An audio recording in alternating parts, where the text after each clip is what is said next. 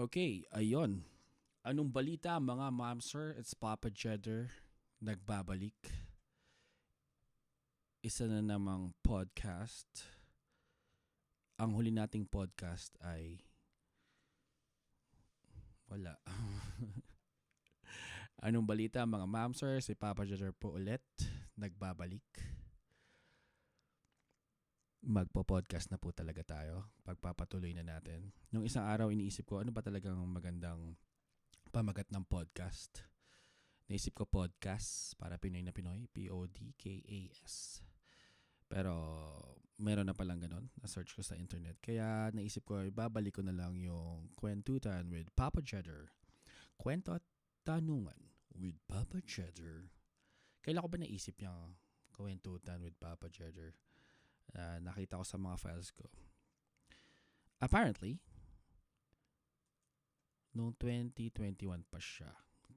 Noon ko siya naisip. 2021. Ayun. Kaya ayun, pagpapatuloy natin. Last week, ang ating unang episode na hindi ko na-upload ng buo. Shoutout kay Paulo Canton of Punk Drunk Love of Pinky Square. Siya ang ating unang episode kasi nga naisip ko siya yung unang i-guest kasi nga may show sila nung Friday sa Kinshirinji. At nakapag-release lang tayo ng 2 clips. Unfortunately, hindi natin na-upload in time ang ating full episode. Dahil unang-una, marami tayong kabisihan. At wala pa akong jingle kasi. Ayan. Hindi mo naman kailangan talaga ng jingle. Kailangan mo yung magsasalita. You know what I'm saying? But anyway, it was a fun talk with Paulo. Madami pa kaming pwedeng pag-usapan. Sanay na sanay. Kasi dati, according to him, meron din siyang podcast dati. Was it 2021? Basta, during the pandemic. But anyway, just to share, this was the show last Friday, which was success. Yan. Pinky Square with Monkey Wrench at Kinshirinji last Friday. So, nandun ako, of course. Yan. So, kung ikaw ay isang Pinoy na mahilig sa live music, lalo na nung ikaw ay nasa Pilipinas, at kung hindi ka pa aware na meron tayo ditong local band scene, aba, pinapaalam ko sa'yo. Okay? Pinapaalam ko sa'yo na meron tayong local band scene. 2 steps para maging updated ka. Number 1, follow mo ang LT Productions. Number 2, i-follow mo ang Kinshirinji, the place to be. Ayan. Shoutout kay Eugene David ng Kinshirinji at sa suporta na binibigay mo sa aming mga musikero. Yan. Every week po, or halos every week, I don't know. Pero yun ang yung goal natin. Tuwing weekend, meron tayong banda.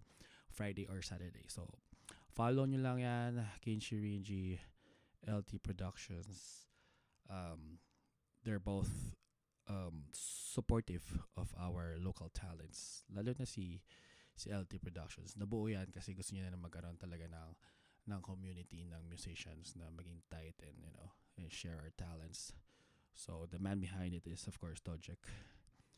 Si Tito Dan. Tito Dan. At tawag dyan. Ayan, LT Productions. And then, what do you call this? So, yeah. Meron tayong local scene dito. Again, follow mo yan.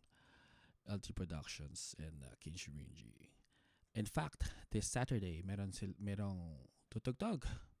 Right? February 21, 2026. At yan ay ang Stay Tuned Band. Yan, ang banda ni Enrico. Yan, nasa gitna. Kitang-kita nyo. Malamang siya yung leader. Tingin nyo. Ayan. Of course, Kinshirinji on Saturday, 7 p.m. Ayun. Door charge, $10. So, i-transfer lang kayo kay Enrico de Dios 78@gmail.com. So, alam niyo na kung ilang taon na si Enrico. Based on the Gmail. Okay. So, next, kung hindi nyo pa ako kilala, ako si Papa Jedder. I'm a local here sa uh, local entertainer dito sa Edmonton. So, follow nyo po ako sa Instagram, Papa Jedder. Yeah, meron din akong Facebook. I started doing some content creation back in 2017, December. Kasi na-bored tayo during Christmas vacation. Ayan. Tapos kung ano pinagagawa natin. Ayan. So, going back to, may mga banda pa tayo. So, this Friday, so Saturday, we have Stay Tuned. This Friday, I'm so excited na magkakaroon tayo ng guest, si Mr. Poggy number 3.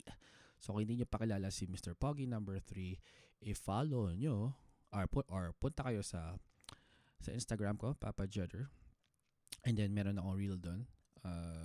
My coverage of last Friday's show by Punk Drunk. Last Friday's show, Punk Drunk Love. Nabubulol talaga ako kasi gusto ko sabihin punch with Pinky Square. Yan. So, makikita nyo doon sa reel na yun kung sino si Mr. Poggy number 3.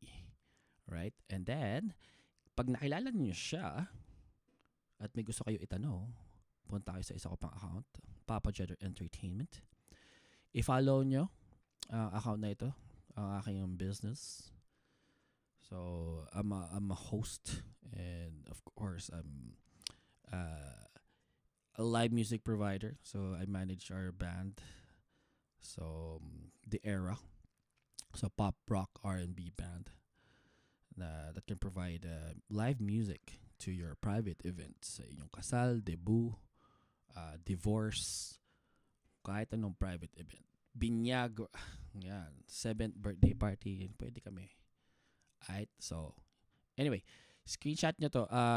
Follow Papa Jedder Entertainment, screenshot nyo na naka-follow na kayo, and then send an email to kwentutan@papajedder.ca with your screenshot. And then, yung tanong ninyo kay Mr. Poggy number 3. And of course, kung meron kayong gusto i-promote, shout out, etc. If you have a local business, ayun, sabihin nyo sa akin, yun lang nire-require ko. Follow my Instagram, and then, send it to kwentutan@papajedder.ca. So, ito po ang ating podcast, ang ating multi-purpose podcast. Okay? So, once you've done that, ayun, if you follow the instructions correctly, ayun. Isha-shoutout natin, itatanong natin kay Mr. Poggy number 3 ang inyong katanungan. Okay. And, ayun. So, aside from hosting nga, sa sinasabi ko kanina, ang ating banda, The Era. So, we do pop, rock, R&B, and of course, top 40. So, we have a show this coming March 21. Yan, sa LB's Pub. It's in St. Albert, 23 Aikens Drive, St. Albert, March 21. Show starts at 9 p.m. Hanggang 1:00 tayo doon ng madaling araw sa LB's Pub. So, ayun, punta kayo. Lalo na yung mga taga St. Albert. Si Tojek, taga St. Albert yan eh. Ewan ko ba't hindi pa nanonood ng banda. Joke lang. Ayun. Si Tojek, busy yan eh. Ayun, dami ka busy yan. Anyway, ayun. Again, The Era. Live at LB's Pub. And then, ano pa ba mga show natin? Oh yeah, sa February 26, meron tayong ating metal band, Sese Matua. Tcharing! Yan, kasali po sila sa Wacken Battle of the Bands, which is gonna be on February 26. Tama ba? Yun. February 26 sa Starlight Temple. So, ayan, all ages. O, diba? Dali nyo yung baby nyo para makapanood kayo ng Battle of the Bands. So all ages daw eh. So, 3 months to 95. Yan, pwede na. Ayun, so may ilang bang banda dito? 1, 2, 3, 4 yan, or 5. Yan. So, round 4 yan ng Wacken. Okay, supportahan po natin yan. Ayun, again, sa Friday, abangan po natin ang ating guest, Mr. Pogi number 3. I'm excited. Yung first episode, sana ma-upload ko this week. Abangan nyo yun. Marami tayong matutunan kay Paolo Canton of Pinky Square. Again, this is Papa Jedder. I hope to see you around sa Seafood City. So yeah, pag nakita nyo po ako, say hi. Yeah, mabait naman po ako. Hindi ako, mukha lang ako suplado, pero mabait naman ako. Yun. Yata.